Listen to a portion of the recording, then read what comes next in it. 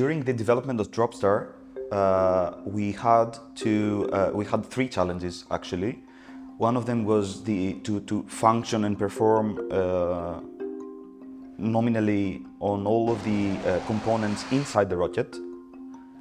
We also had to make all these components work at the same time without affecting one another. And we also had the the functionality that we had to communicate with the ground station and have a functional ground station showing all the data that the person who's on the ground station needs to see.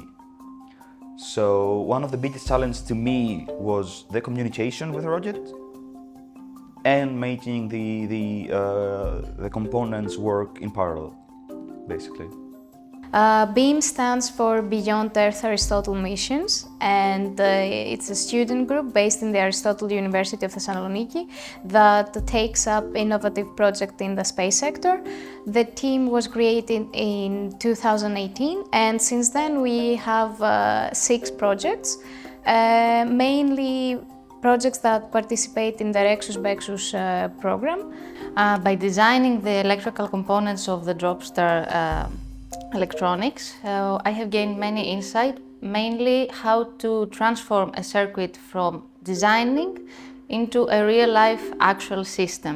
Very memorable and exciting moment was when we passed the EAR, which is the experiment acceptance review. So we had some difficulties in manufacturing the device, and it was the first time that we demonstrated the whole system of the device, and it was accepted in order to proceed to the launch campaign.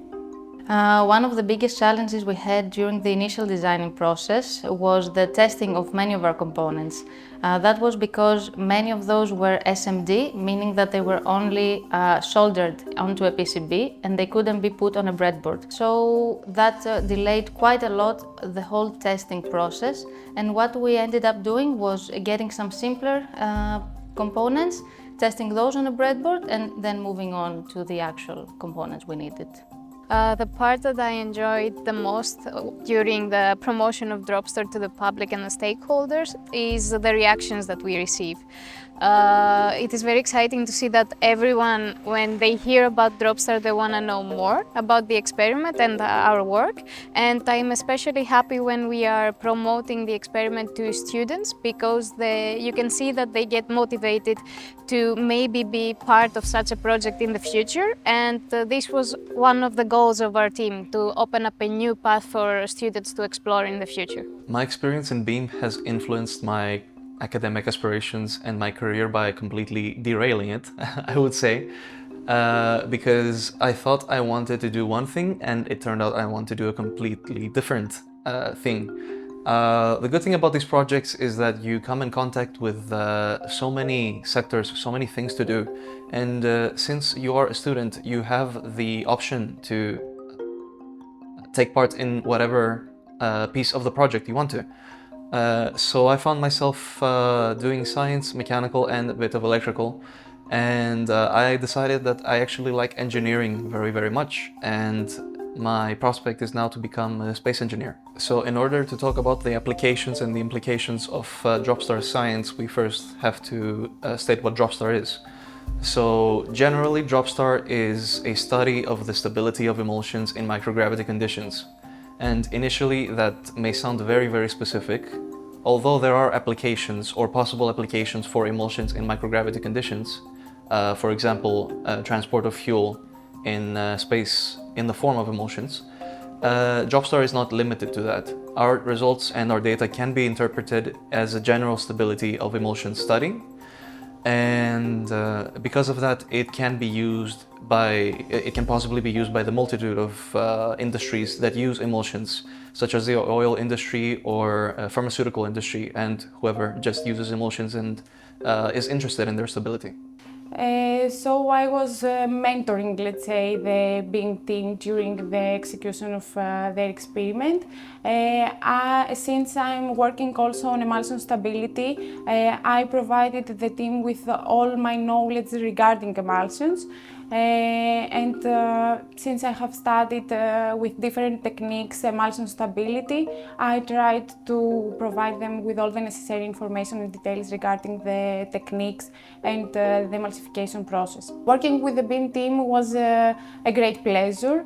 It is remarkable that undergraduate students from different fields have both the courage and the passion to work with such difficult and demanding projects. I hope that many other students and new scientists will be motivated from from this team. DROPSTAR is the first Greek experiment that was executed in a REXUS rocket. It's BIM's third participation in the REXUS program, and the REXUS program is a program that is organized by the Swedish and German Space Agency in collaboration with ESA, CHARM, SSC and Eurolunch. So there are many ways to make a system more robust, not only for space applications but for general applications as well. The first way is simply to make it redundant.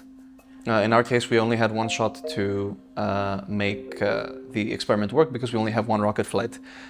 So redundancy is very important. So in the case, if something goes wrong, you have something instead of nothing. Maybe not the whole picture, but you don't lose the entirety of your functionality. The second part is simply to make your system robust in ways that don't cost you. For example, we assumed and we were told that we can receive up to 32 volts from the experiment service module, which is our power supply for the experiment. So we could just go for 32 volt capacitors, but there's simply no reason to do that when 50 volt or 100 volt capacitors cost virtually the same and are almost the same size.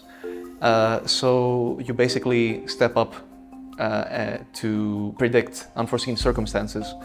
For resistors, you don't have to use 04, 02 size resistors. You can use bigger resistors and also have the opportunity to switch them yourself if something goes wrong. So just make your system more robust in ways that don't harm you.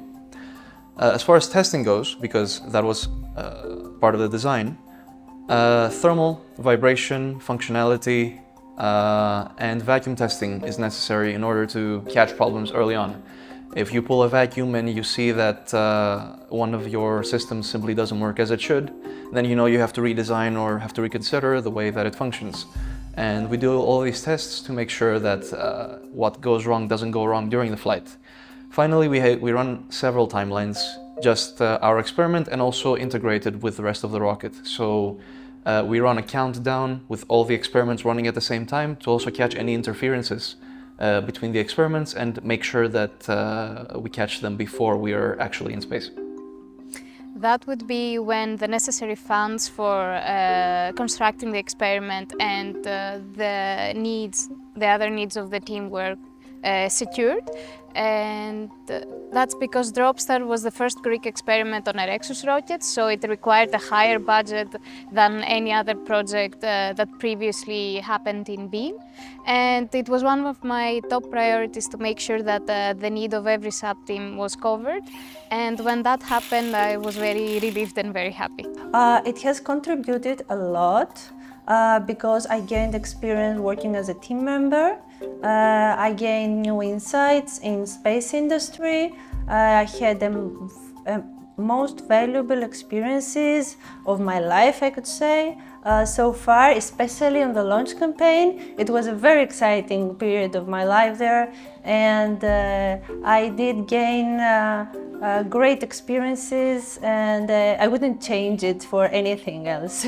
The most rewarding aspect of being a team leader in Project DROPSTAR has been to see all of the work come together and have a successful experiment.